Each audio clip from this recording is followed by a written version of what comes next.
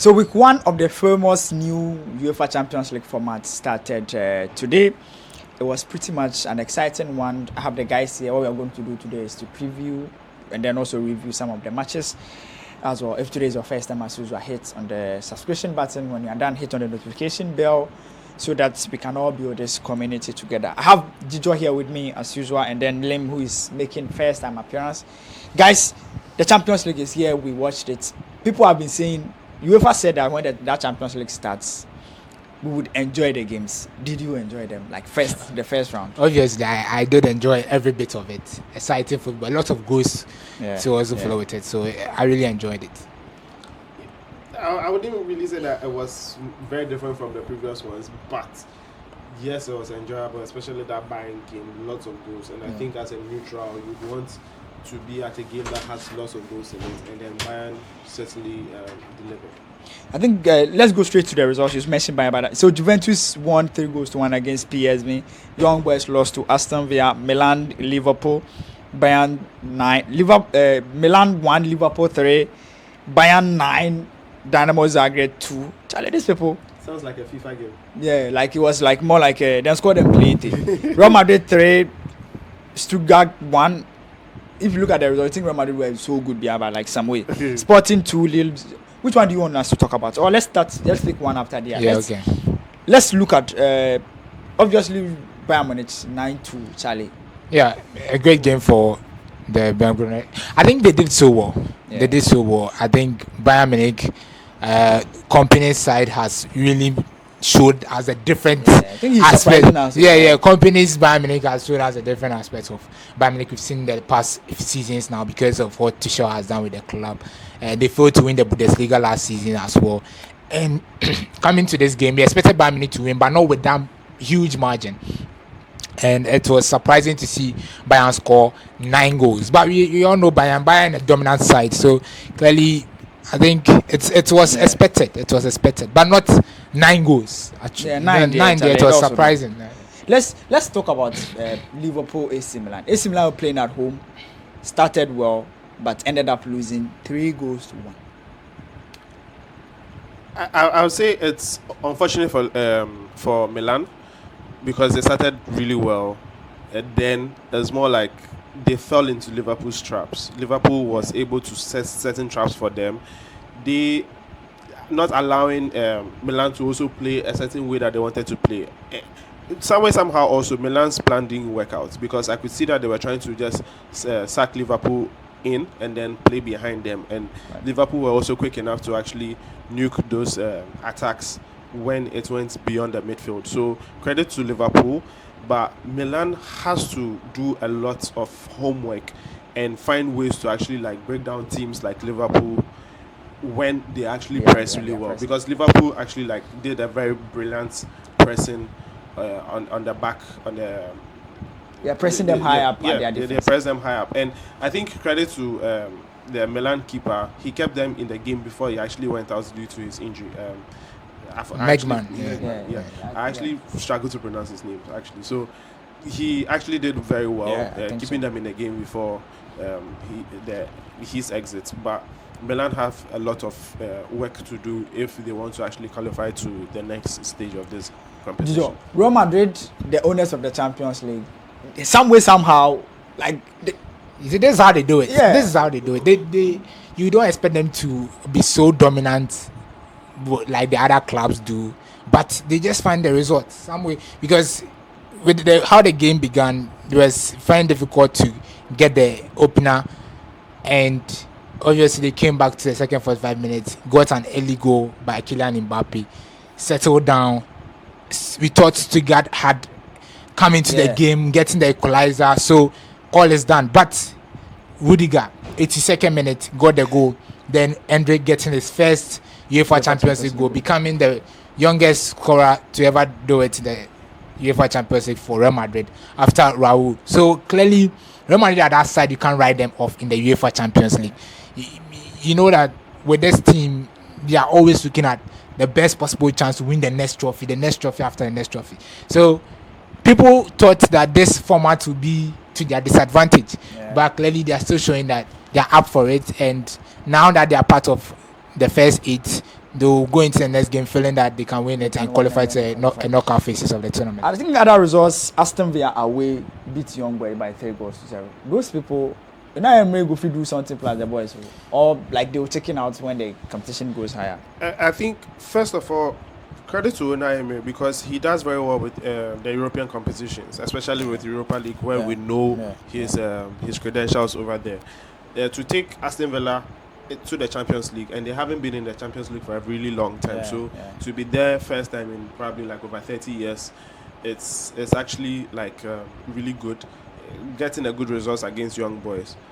If I cast my mind back to a certain team that is in Manchester that were red, United, they would also go back to the Champions League and then struggle against teams like this. But Boys, I mean, Unai Emery's team, Aston Villa, they put up a very good result, getting 3 goals, 3 points, and then because Bayern scored more goals, so Bayern is second on the league table. Juventus beat PSV by 3-1. I think it was expected. It was expected, but in that comfortable manner, I was a little bit surprised with the way Thiago Motta made it look so easy. Because scoring a lot of goals early on in the game helped Juventus a lot because Jodic's early goal settled the nerves for them. They went easing into the game with a lot of control, I should say, because they ended the game pretty on a high note. It was just the 9 minutes of the game when PSV scored that goal. So they were cruising with a 3-0 victory. So Thiago Motta has really done well with this Juventus side. I think they'll move into the league as well, knowing that they've done so well in the UEFA Champions League. And coming back in a few weeks' time, playing maybe a better opposition than PSV, they'll be more confident enough. So I think it's a good result for Thiago Motta's side. Let's look at the table now. So now they don't do the, maybe you are still confused, they don't do the group again.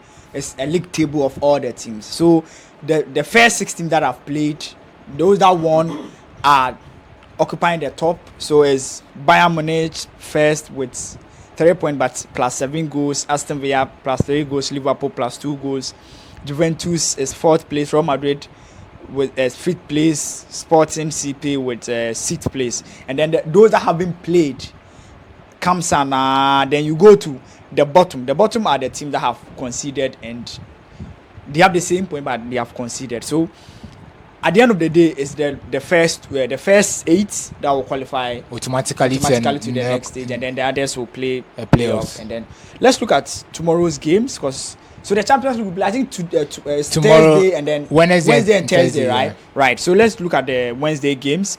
We have Manchester City, Inter Milan, repeat of the Champions League finals.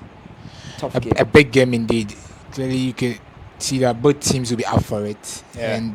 Where the way the league format is, if you lose, you are going down there. Go bottom. Yeah, I'm going down there, and I'm not sure Pep Guardiola's Man City will be willing to do that, as well as Filippo Inzaghi's Inter Milan, right? It's going to be a tough one for both teams. Clearly, Inter Milan are looking to get a result or maybe a revenge from that UEFA Champions League finals, and City will also like to make it a double, right? After beating them in the final, they want to do it again. So it's going to be a tough tie. Tactically, I think the approach will be the same as the final, because these games you are just meeting the teams once and you are not meeting them again. So it's like a final.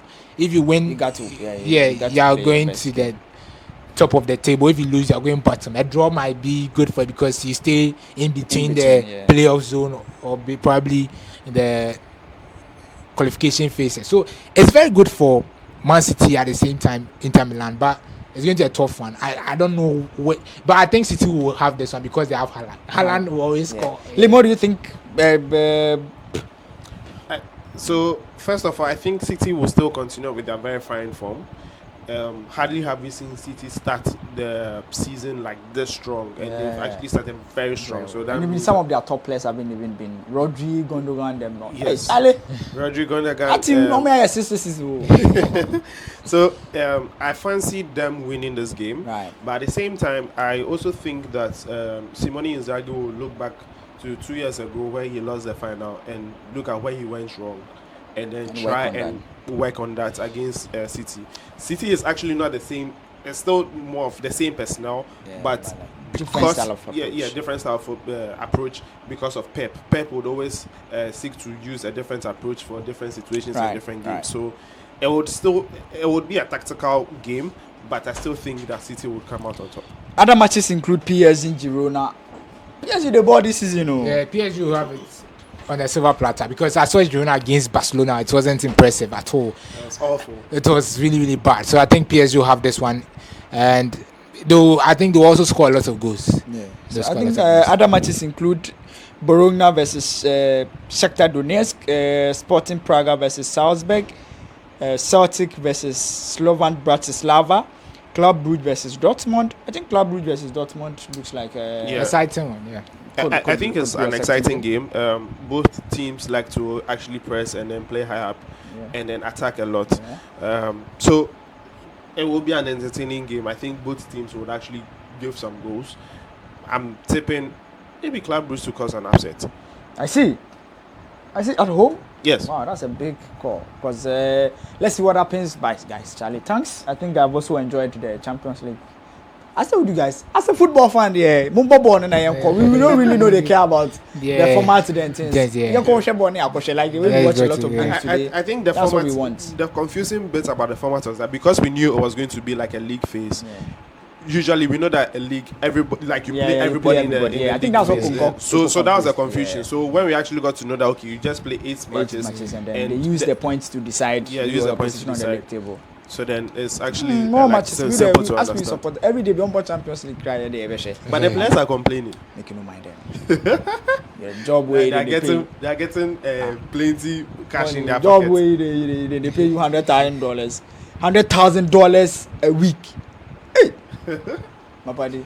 You have people they do more hard work, but I tell you. But like they have every right to complain, obviously, but for me, I think they do what they love, and the money too be huge. Like it's a high-ending job. Yeah. But I think for me, in terms of the complaint, a team is not just 11 players or it's not just 15 players. It's more than that. So the coach have chance to rotate, and I think it's just more of a chance for them to rotate their squad more.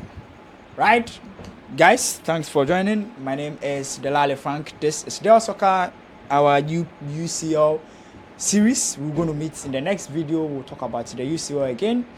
Until we meet again, bye bye for now.